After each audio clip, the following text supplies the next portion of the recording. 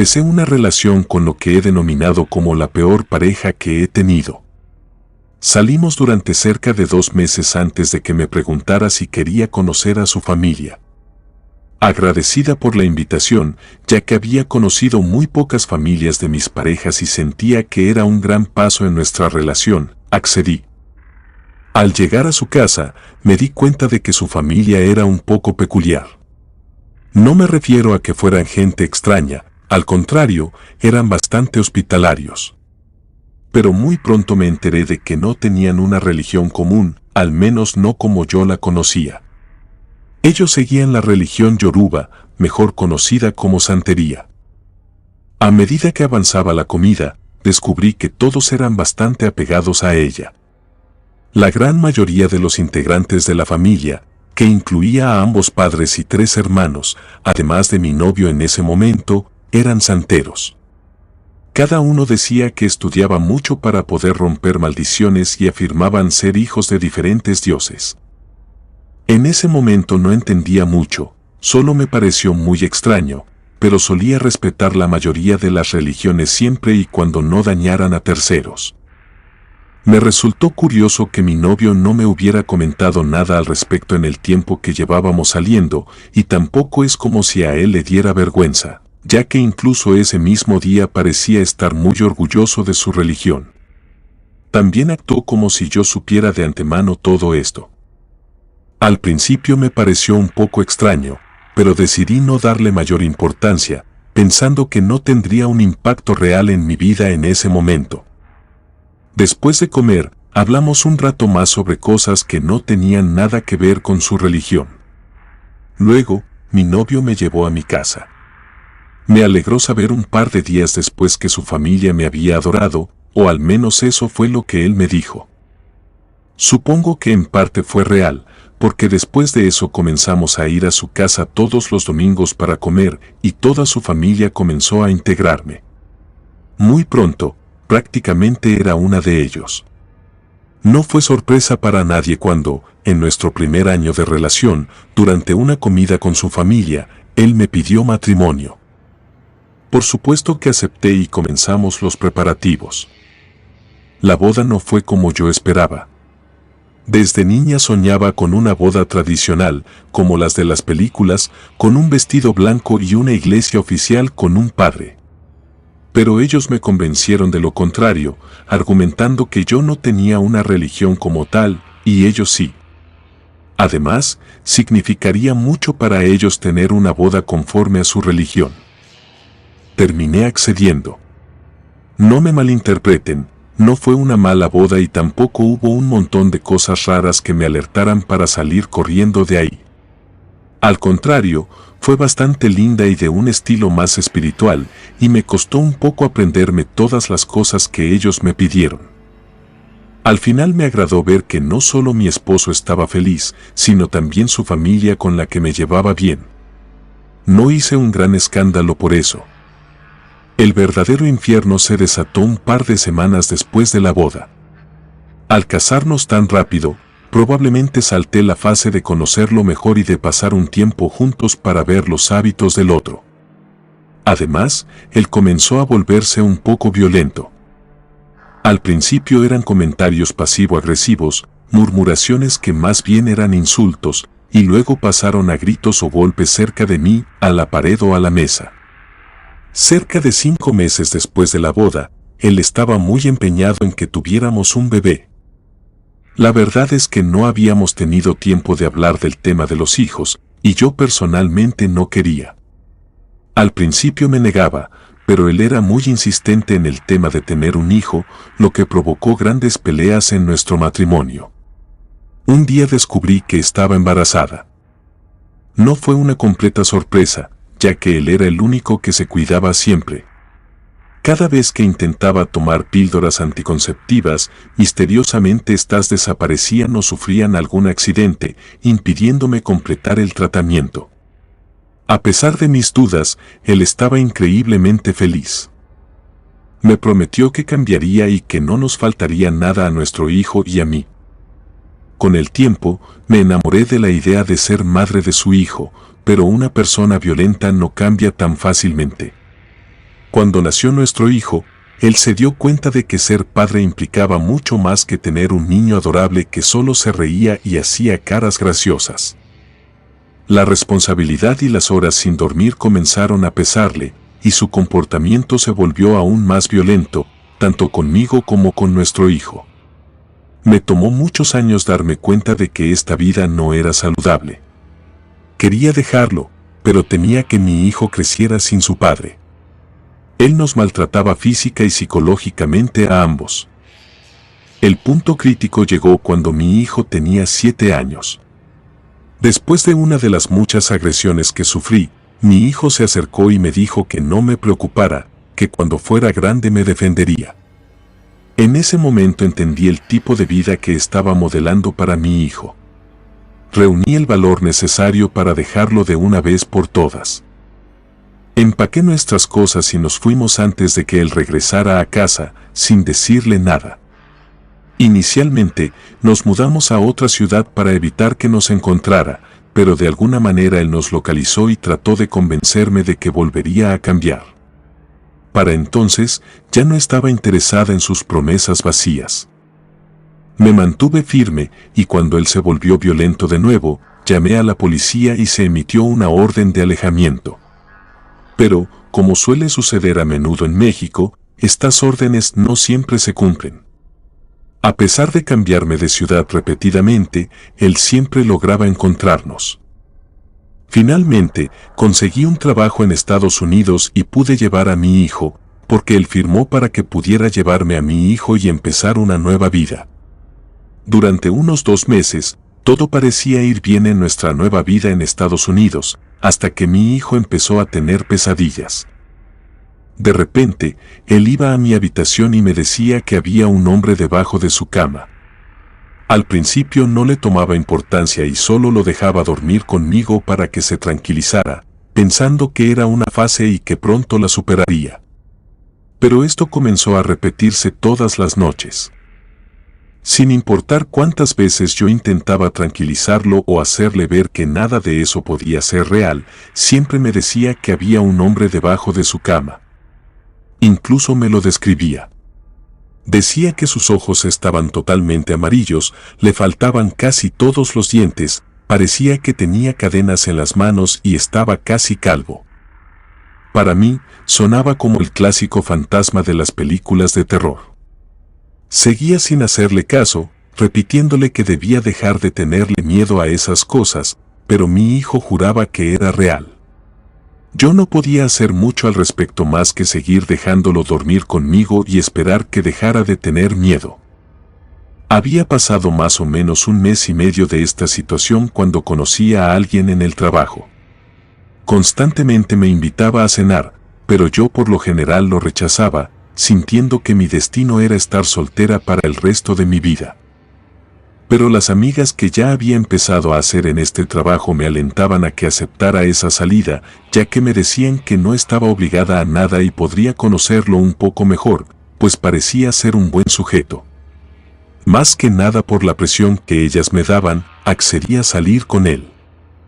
Mi hijo se había quedado al cuidado de una de mis amigas del trabajo mientras íbamos al restaurante al que él me había invitado. Íbamos en el coche hablando de cosas sin importancia. De repente, él dio un volantazo casi chocando con un poste de luz. Al preguntarle qué había pasado, en lugar de responderme, él estaba mirando hacia el asiento trasero, revisando el hueco entre los asientos. Estaba pálido.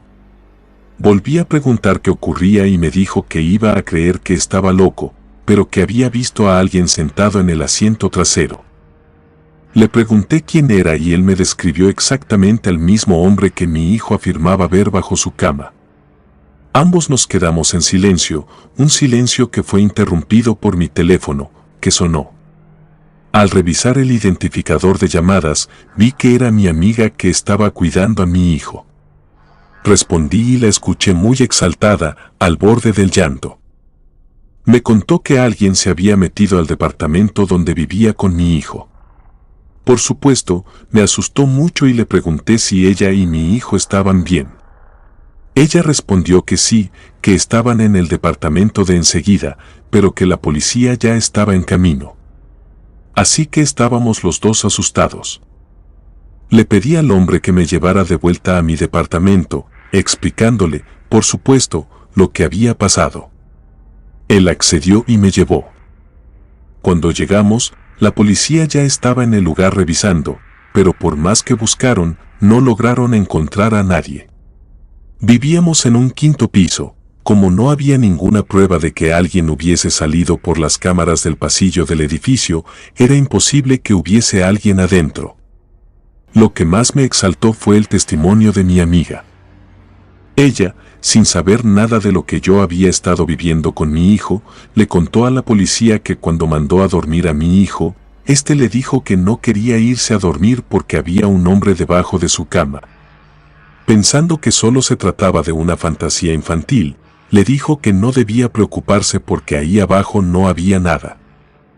Pero, como mi hijo insistió, ella, en un intento por querer comprobarle que ahí no había nada, se agachó. Al hacerlo, vio exactamente la misma descripción que mi hijo había dado. Era la misma descripción del hombre que mi amiga había visto sentado en su espejo retrovisor. A partir de ese día, las cosas fueron de mal en peor en nuestro hogar. Los objetos se movían de lugar, incluso frente a nuestros ojos. De repente, todos los imanes del refrigerador se caían, los vasos de agua volaban de la mesa, los platos se deslizaban solos de la estantería y se rompían contra el piso. Pero no solo eso, esa entidad comenzó a manifestarse no solo debajo de la cama de mi hijo, sino que parecía estar en cualquier lugar de la casa en cualquier momento del día, ya no solo por la noche. En una ocasión, mi hijo bajó a jugar fútbol con otros niños del edificio y yo aproveché para darme un largo baño. Estaba en la tina y comencé a quedarme dormida cuando, de repente, unos pasos me despertaron. Al principio pensé que era mi hijo que había vuelto al departamento y yo no había escuchado que abriera la puerta, pero poco después comencé a escuchar lamentos. Era como si un hombre adulto caminara con dolor. También se escuchaba el sonido de cadenas arrastrándose en el piso. Fue entonces cuando me di cuenta de que no podía ser mi hijo. Salí de la tina y, después de vestirme con cuidado, salí al pasillo. Lo que vi me dejó helada. El hombre que tantas veces había perturbado el sueño de mi hijo estaba frente a mí. Estaba al fondo del pasillo. Se veía horrible, su cuerpo un poco deformado y encorvado, su ropa desgarrada y parecía que se le caería en cualquier momento. Tenía heridas por todo el cuerpo y arrastraba unas cadenas. Casi no tenía dientes y sus ojos brillaban con un resplandor amarillo. Me asusté, pero mientras más lo miraba, sentía más tristeza que miedo. Su mirada no era de maldad, más bien parecía la de alguien que estaba sufriendo, como si ya no quisiera estar en este plano. Me quedé mirando durante unos 30 segundos antes de lanzar un último grito lastimero y desaparecer como si nunca hubiera estado ahí. Pensé sobre todo eso durante el día y, al final, decidí buscar ayuda para intentar que ese espíritu pudiera descansar en paz en caso de que estuviera atrapado en nuestro departamento donde vivíamos mi hijo y yo. Recuerdo que ese día, en el trabajo, me acerqué al hombre con el que había intentado tener una cita y le conté lo que había visto. Me creyó porque también había tenido una experiencia similar. Por eso le tuve la confianza suficiente para decirle, y él me dijo que su hermana podría conocer a alguien que se dedicaba a realizar limpias espirituales. Me ofreció su ayuda y me dijo que preguntaría el número de contacto de esa persona para dármelo. Acepté la ayuda y él, pensando que era una oportunidad para tener otra cita, sugirió que podríamos tenerla cuando se hiciera la limpia en mi casa. Estaba indecisa entre decir sí o no, cuando un ventilador que colgaba del techo se desprendió y le cayó en la cabeza. No había una explicación, ya que ese ventilador nunca había dado indicios de estar flojo o tener algún problema hasta ese día. Era un ventilador perfectamente funcional. Él se fue temprano del trabajo ese día, pero más tarde se puso en contacto conmigo para darme el número de la persona que podría ayudarnos con la limpia espiritual. Sin perder tiempo, fui con mi hijo y, sin que tuviéramos que decirle nada, el especialista nos dijo que teníamos un espíritu parásito pegado a nosotros. Nos dio una descripción detallada que nos dejó sorprendidos. Después de una pequeña limpia para ambos, nos explicó que mis sospechas de que era un espíritu atrapado en nuestro departamento no eran ciertas.